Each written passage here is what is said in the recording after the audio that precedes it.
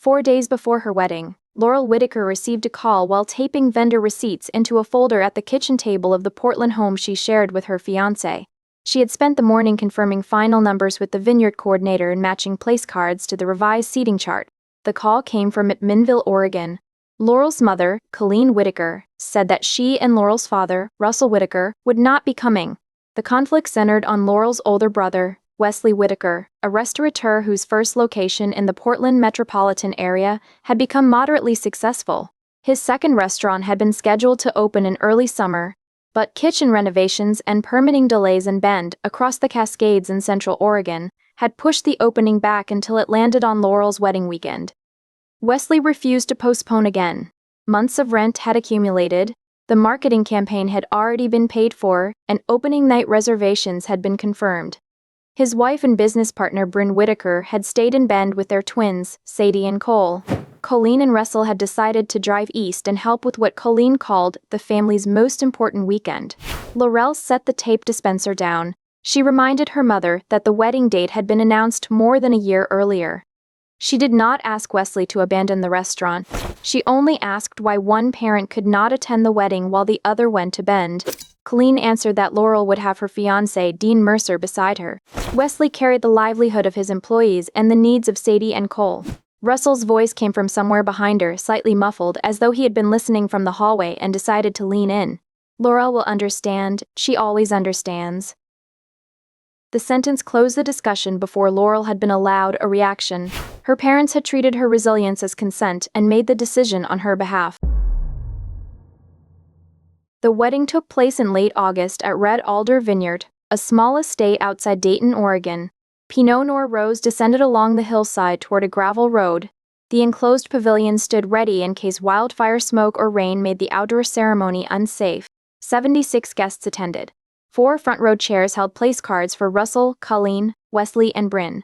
Laurel asked the coordinator to leave them in position until the ceremony music began. Each time tires sounded beyond the vineyard entrance, Laurel looked toward the gravel. She knew the drive from Bend made a last-minute arrival almost impossible, but she imagined a car turning in and one of her parents stepping out, adjusting a jacket, walking quickly toward the chairs. No car came. The 4 chairs remained empty when the string trio started. Dean saw her attention drift back to the entrance. His work in sound design had trained him to notice what people heard and what they strained to hear in public spaces. He understood the silence without asking her to explain it. He squeezed her hand. "You don't have to keep watching the door. I'll stand here until you're ready." Laurel drew one steady breath, turned away from the entrance, and walked with him toward the ceremony. The ceremony continued, and the empty seats required no public explanation. Dean kept his anger private and allowed Laurel to acknowledge the absence on her own terms. He stayed close enough for her to choose the pace of every moment. While the guests crossed to the pavilion for cocktail hour, the wedding coordinator quietly removed the 4 reserved ceremony chairs and closed the gaps in the front row. During the reception, Laurel's closest friend from college, June Hollis, kept her toast focused on Laurel and Dean. She kept her glass steady and her voice even as she remembered the night Laurel had stayed in a studio until morning to repair an exhibit model everyone else had assumed was ruined. June said she hoped Laurel and Dean would build a life in which neither of them ever had to guess whether they had been chosen. Laurel laughed, danced, and thanked the people who had come. Her happiness with Dean was real. It existed beside the knowledge that her parents and brother had known exactly when and where she was getting married and had still chosen another room. Late that night, after the last shuttle carried the guests back toward McMinnville and the vineyard had gone quiet, Laurel sat on the edge of the bed in the estate's small guest cottage where she and Dean were staying and told him what had hurt most. Their absence was only part of it. Her family had decided in advance that she would forgive them before she had been allowed to feel abandoned. Dean listened and left the next decision to her. Worrell announced no permanent cutoff, demanded no apology, and sent no angry message to Bend. She simply stopped carrying the relationship alone. For more than 2 years after the wedding, Laurel left her family free to contact her, but she no longer initiated calls, arranged holidays, or translated their silence into excuses. She and Dean built a life in Portland while Laurel grew Lantern Well Exhibit Works, the company she had founded to design accessible museum experiences, into a successful business. By 34, she had sold Lantern Well to a national firm for $12.8 million. Laurel did not receive the entire sale price, but she came away financially secure and agreed to stay with the company for 18 months while it changed hands. She also directed $2.4 million into a fellowship fund administered by Laurel Arts Collaborative for rural Oregon artists and creators who needed accessibility support. An independent board controlled the fund, so Laurel could neither reclaim the money nor use it as a private account. Through all of it, her parents and brother never acknowledged the 4 empty chairs at Red Alder. 6 weeks after the sale closed, Laurel purchased an abandoned print shop near downtown McMinnville for $842,000. McMinnville remained the Whitaker family's anchor. It was a historic wine town in the Willamette Valley, where local civic news traveled quickly even when private conflicts never became public stories. Laurel's career had taken root in Portland, but the new building brought part of her work back to the place where her parents had lived for decades. The renovation plan included accessible entrances, a small elevator, an editing room, a hearing loop, and a screening space. Design review and permitting were expected to take several months, followed by roughly 8 months of construction and program development, before the building reopened as Morrowlight Lab. A McMinnville newspaper published a photo feature about the old print shop becoming an accessible creative space. The article mentioned the Lanternwell sale, Laurel's $2.4 million commitment, and the independent board's plan to choose 6 fellows for the first cohort. A photograph showed the building's original pressed tin ceiling, stripped to bare metal and waiting for restoration.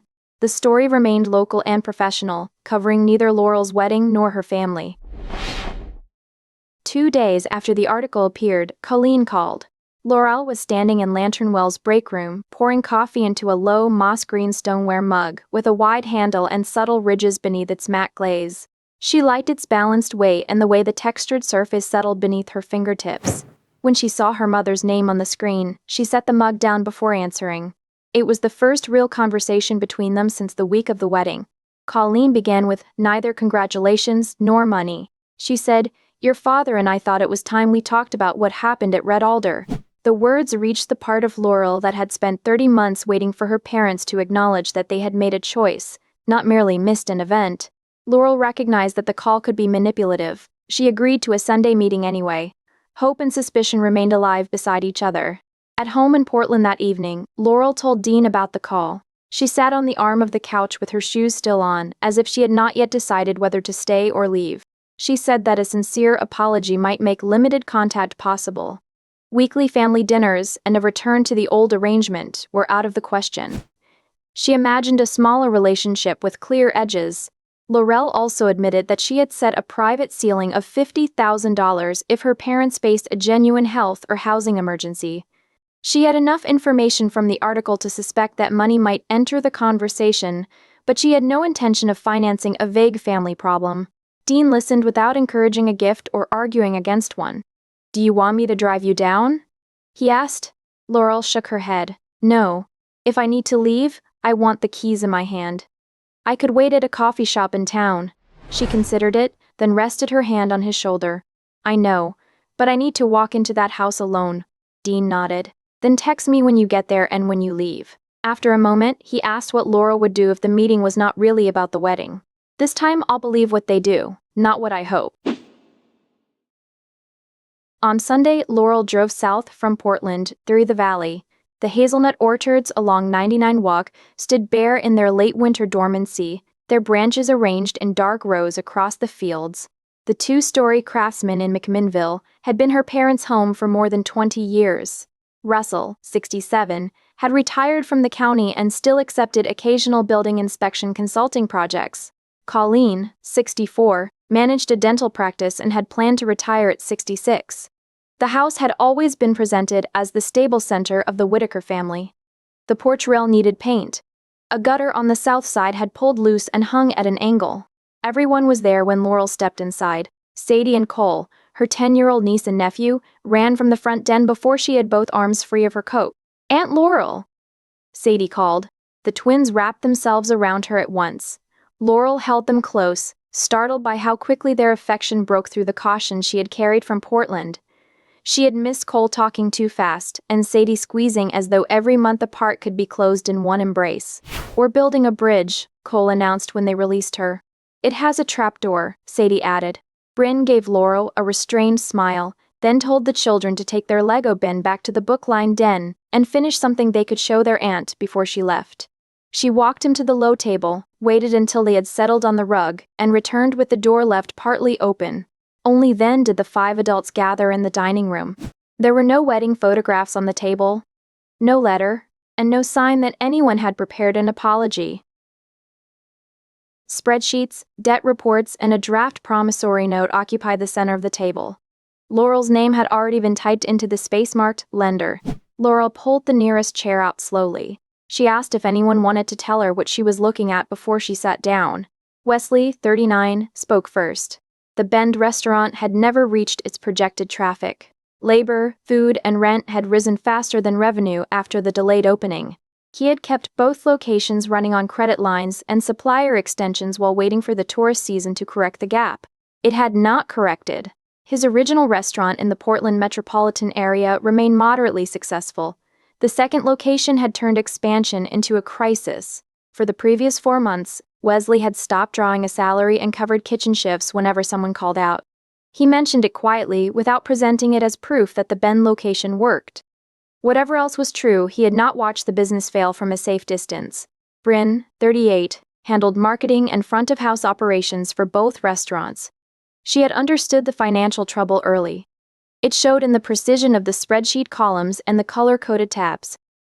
Bryn's language still protected the image of a successful family brand. She called the Bend location pre-stabilization twice. Sadie and Cole remained in the front den, close enough that an occasional burst of laughter and the soft rattle of Lego pieces carried down the hall. Their school photographs rested in a folder beside Bryn's chair. Wesley listed the numbers. The business owed $92,000 to suppliers and $65,500 in past due rent and operating expenses. He wanted another $170,000 to cover the projected cash shortfall if the Bend location stayed open for 6 more months. The total request came to $327,500. Russell placed the promissory note closer to Laurel. He had drafted it himself with the confidence of someone accustomed to making official documents look settled before anyone else had agreed. The note offered 5% interest and required no first payment for 18 months, but it omitted a firm maturity date, an amortization schedule, default provisions, financial covenanters, and specific collateral. It was a private draft rather than a bank document, and it could bind Laurel only if she signed it and funded the loan. A pen rested beside the note. Everyone at the table had treated her signature as the final administrative step rather than an independent decision. Laurel left the pen where it was. She asked who had reviewed the 6-month projection and what changed at the end of that period. Wesley returned to expected traffic, a stronger tourist season, and the damage closure would do to the brand. None of his answers explained why the next 6 months would perform differently from the previous ones. Each answer circled back to the same conviction. The restaurant would work if it was given more time and more money.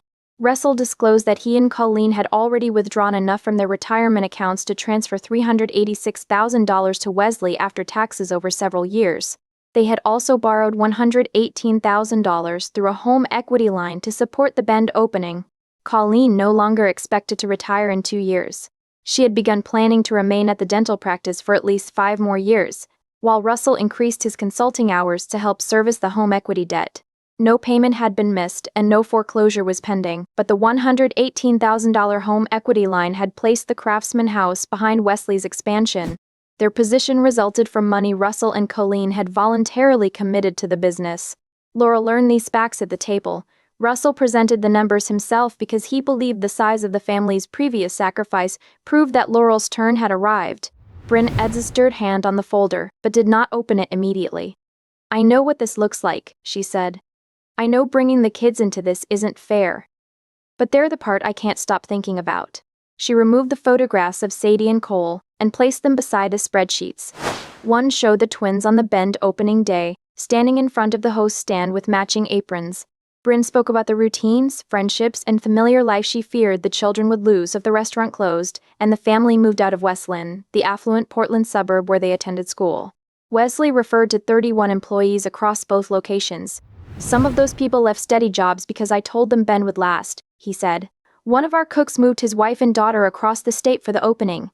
If I close now, I'm the person who asked them to rebuild their lives around a plan I couldn't sustain." He stopped looking at Laurel as he spoke. His thumb worked slowly along a split in the table's finish. Laurel believed that part. The employees had taken a real risk on Wesley's promise. They deserved an honest timeline before another loan made their positions even less secure. Their hardship still did not make Laurel financially responsible for every decision that had put them there.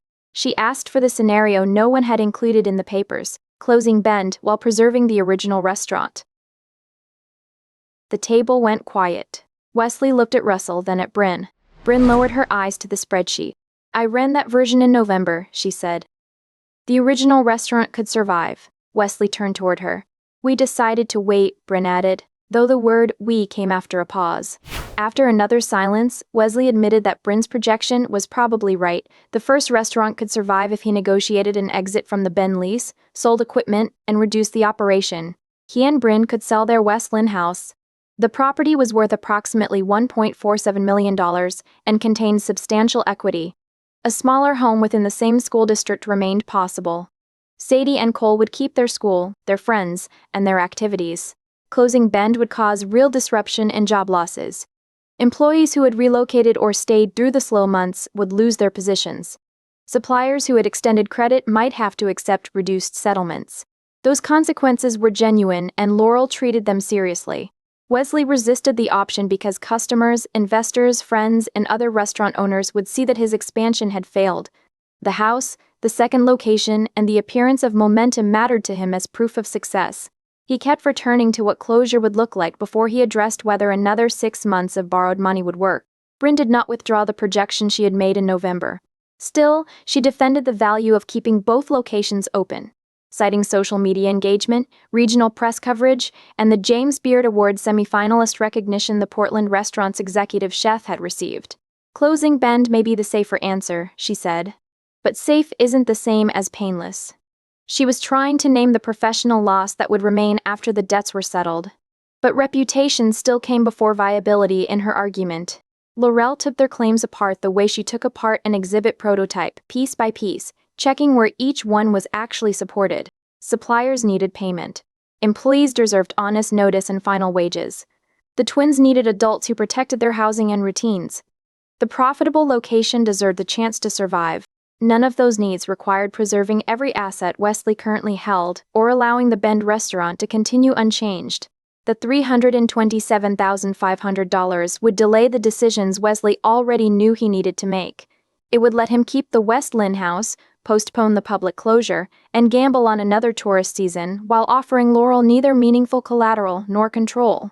No independent lender would have approved that amount on the strength of Wesley's projection and Russell's incomplete note. The request concerned neither hunger, homelessness, nor medical emergency.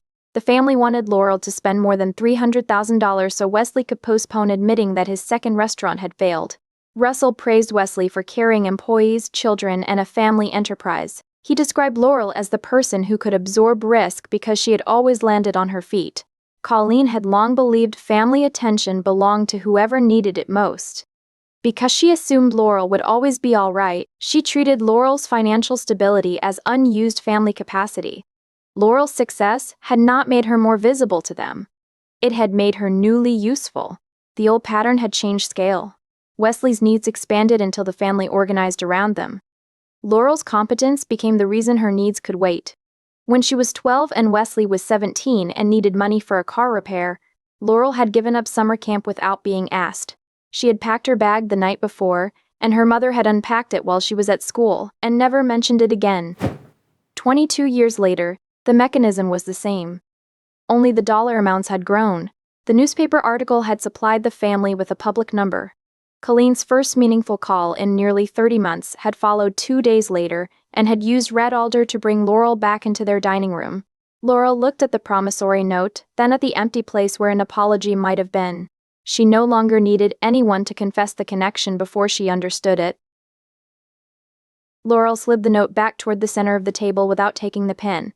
Colleen said no one expected her to make a rushed decision, even though the document had arrived with Laurel already named as lender. Laurel asked why Colleen had mentioned red alder on the phone. Colleen avoided her eyes. She adjusted the edge of the spreadsheet nearest to her, aligning it with the table's seam. She said they also wanted to resolve the wedding, but Wesley's situation had become more urgent. Laurel finally asked, If the article hadn't printed a figure of $2.4 million, would you have called me? No one answered. Russell returned to the argument he considered practical. Wesley had employees and 2 children depending on him. Laurel had Dean, a successful company, and a talent for surviving difficult things. She would recover from the loan more easily than Wesley would recover from failure. His words repeated the belief voiced before the wedding. Wesley needed more, and Laurel could withstand more. Russell spoke without cruelty. He spoke with the certainty of a man who had divided his children into categories decades ago and had never re-examined the sorting. Laurel said, "You turned neglecting me into a compliment." Colleen flinched. Her hand moved toward the pen on the table as though reaching for something solid. She offered no dispute and returned her attention to the unsigned note. Wesley's frustration sharpened. He leaned forward with both forearms on the table. He argued that she had reached her position because other people had invested in her, and he treated the family loan as the same kind of confidence. Laurel acknowledged the early contract from Marcy Harlow, the museum director who had become Lanternwell's first major client, along with Dean's support and the work of the Lanternwell team. Those people had voluntarily backed a responsible plan under terms agreed upon in advance, received agreed value or equity, and allowed Laurel to carry the consequences of her own decisions.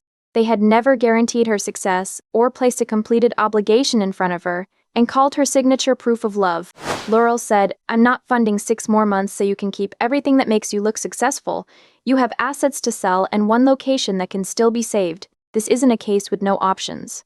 Wesley pressed his palms flat against the spreadsheet. "You're reducing 31 people to a line item.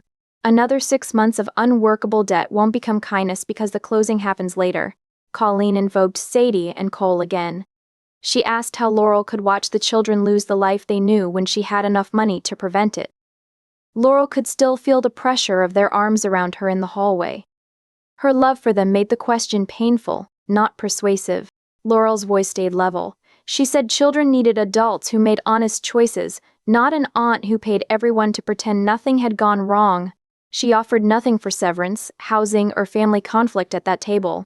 Any smaller offer made in that room would have reopened the assumption that Wesley's decisions entitled the family to assign her a share of the cost. Laurel turned from Wesley to her parents. She said she had come because Colleen promised a conversation about the wedding. She had believed they might finally acknowledge that they chose Bend, while 4 reserved chairs waited at Red Alder. Instead, they had used the one unresolved wound guaranteed to bring her back into their dining room. Russell shook his head slowly. He said it the same way he had said it over the phone 2.5 years earlier, as if repetition made it true. "We knew you'd understand." Laurel stood and put on her coat. She picked up her keys from the counter where she had set them when she arrived. She looked at her father. "I understand perfectly. That's why the answer is no." Before anyone could answer, Laurel crossed the hall to the front den.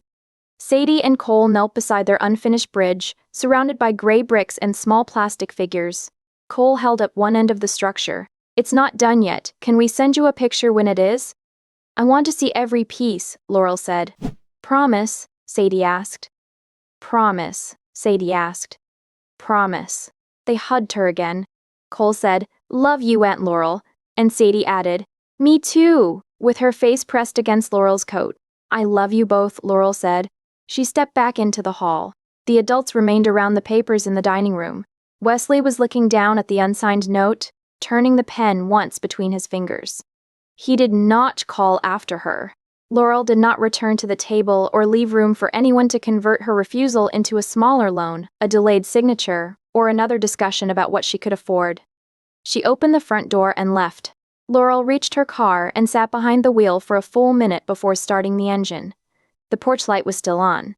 Nobody followed her out. The refusal might break what remained of her relationship with her parents and brother. She had understood it when she slid the note back across the table. The larger loss was quieter. She gave up the belief that enough patience, independence, or professional success would eventually make her parents choose her the way they had always chosen Wesley. She had carried that belief since she was old enough to measure it, and now she set it down in the driveway of the house where she had learned to carry it. She drove north toward Portland and kept her phone silent. Love remained, but it no longer carried authority over her decisions. 3 days after the family meeting, Bryn sent Laurel a photograph of the finished Lego bridge. Her message said only, "They wanted you to see it." Laurel saved the photograph and replied, "Tell them I love it." Neither woman mentioned the loan. During the same week, Colleen left 3 voicemails. The first pleaded for Laurel to reconsider. The second accused her of not caring about Sadie and Cole. The third offered to start over. But the proposed new beginning still depended on discussing the loan. Wesley sent a long email about the 31 employees and the obligations he believed successful people owed to those with less room to fail. He had written it at 2 in the morning. Laurel could see the timestamp. She read it once, closed it, and filed it unanswered. Laurel's Aunt Corinne, Russell's younger sister, called after hearing Colleen's version. Laurel answered once.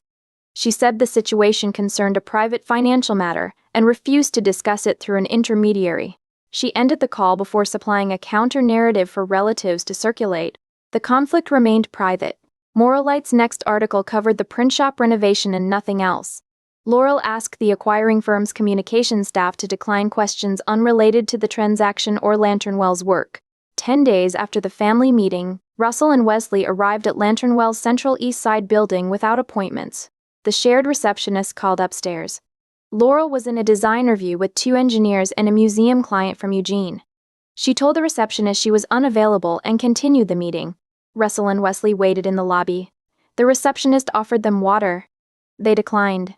They expected Laurel to appear when she knew they were there, the way she had always appeared when summoned. Laurel remained in her office. She finished the design review, walked the client to the elevator, and returned to her desk. After nearly 40 minutes, building security informed Russell and Wesley that unaccompanied guests could no longer remain in the lobby. They complied and walked out. Wesley turned back once at the glass doors and looked toward the elevator, as though the doors might still open. Laurel's private attorney sent a short letter directing the family to keep future contact away from her workplace and clients. Building management placed Russell and Wesley on a do not admit list unless Laurel provided written approval in advance. Security would ask them to leave if they returned and would involve police only if they refused. At home that evening, Dean made pasta with roasted peppers and poured 2 glasses of a Willamette Valley White they had been saving for no particular occasion. He kept his earlier predictions to himself. "After what happened today, do you wish you'd never gone to McMinnville?" he asked. Laurel wound the pasta around her fork slowly. "I regret the reason I went. I don't regret the answer I gave." Wesley hired a restructuring consultant after Laurel's refusal removed the last imagined source of easy capital. He closed the Bend location. Before the public announcement, Wesley gathered the employees in the dining room and told them that he and Bryn had overestimated demand and that he had fought the decision to close for too long. He answered their questions himself instead of leaving Bryn, the consultant, or the managers to deliver the news. He sold most of the Bend equipment, negotiated an early termination of the lease, and took the loss publicly. Local food writers and restaurant industry contacts learned about it the way they learned about every closure, through a brief announcement, social media posts from regulars, and the particular silence that followed when a dining room stopped taking reservations. 5 Bend employees who could relocate transferred to the original restaurant. The other Bend workers received planned closure notices and honest timelines instead of arriving for a shift and discovering the doors locked. Their final paychecks were issued no later than the end of the next business day after their final shifts. Wesley and Bryn sold the West Lynn house. They moved into a smaller townhouse 12 minutes from the children's school. They used the equity to cover final wages, settle part of the supplier balances, and bring the most urgent debt under a viable payment plan. The first restaurant continued at a reduced scale. Sadie and Cole remained in the same school district. They kept their friends, their swim lessons, and the small routines that mattered most to them. They adjusted to a more modest household budget. Russell and Colleen kept the Craftsman house. Colleen remained at the dental practice with retirement pushed years farther away, and Russell accepted more consulting work. Their neighbors knew only that both of them were working more than they had planned. The financial consequences stayed with the people who had made the decisions. 6 months after the family meeting, Russell and Colleen asked Laurel to meet at a coffee shop on 3rd Street in McMinnville. Laurel agreed because the location was public and neutral. Dean knew when she expected to return, and Laurel went inside alone. The coffee shop had small wooden tables and mismatched ceramic mugs. A local potter's mark had been pressed into the base of each one. Laurel ordered a black coffee, paid cash at the counter, counted her change twice, and sat across from her parents. Russell spoke first. He admitted that at least one parent should have attended the wedding. He said it simply and then paused as though the admission had cost him something he could not yet name. The larger question, why neither parent had considered Laurel's day equal to Wesley's opening, remained unanswered. Colleen repeated what she had always believed. They had thought Laurel would be okay. Laurel set her mug down. Being okay didn't make me any less your daughter. Colleen's hands folded around her own cup. She asked what they had to do before the family could talk again. Laurel offered no path back to the old relationship. She said she would consider one joint session only after Russell and Colleen had spent 3 months in family counseling. Until then, no relative would carry messages between them, and no contact with Laurel would be tied to Wesley's finances. Russell called counseling excessive. He said they had always solved their own problems. Laurel declined to debate the value of counseling or bargain the period downward. The conditions will be there if you change your minds. The meeting ended with neither reconciliation nor a permanent declaration of estrangement. Laurel finished her coffee and walked to her car with the future unresolved and her terms unchanged. Nearly 1 year after Laurel refused the loan and 2 days before Moralite Lab was scheduled to open with its first showcase, Colleen sent a brief email. Laurel read it inside the renovated print shop near downtown McMinnville while checking sight lines in the screening room. The room smelled faintly of fresh paint and sawdust. Colleen wrote, "Your father and I have been in counseling for 3 months. I'm not asking you to meet. I only wanted you to know that we followed through." The message contained no reference to Wesley's money. Laurel locked the phone and slipped it into her jacket pocket, leaving the message unanswered but intact. If her parents' effort represented real change, it no longer required Laurel to reward them on their schedule. She could consider the email after the showcase, after she had allowed herself time to sit with it, or whenever she felt ready. 3 months of counseling was a beginning, not a conclusion. Whether it led to more would depend on what happened next, and Laurel no longer believed she owed anyone a fast answer. On the evening of the showcase, work from 6 fellowship recipients filled the building. Rhea Collins, a 20-year-old artist who was hard of hearing, had created an installation about family-owned movie theaters disappearing along the Oregon coast. Archival images, captions, recorded voices, and vibrations beneath selected seats gave visitors different ways into the same story. The project showed Laurel that the fund could create access without requiring an artist to know her personally or earn her favor. Dean sat in the front row of the Moralite screening room beside June, Marcy, program staff, and the fellows' families. No seats had been reserved for Russell, Colleen, Wesley, or Bryn. No conspicuous empty chairs asked Laurel to imagine that someone might still arrive. The absence no longer shaped the room. Laurel had stopped arranging her life around the possibility of her family appearing. The lights lowered. The projector began to run. Laurel sat beside Dean with Colleen's unanswered email in her pocket. Rhea's first images filled the screen. A small coastal theater at dusk, its marquee half-lit, the last letters of a movie title visible before the rest faded into the dark. She did not look back at the door.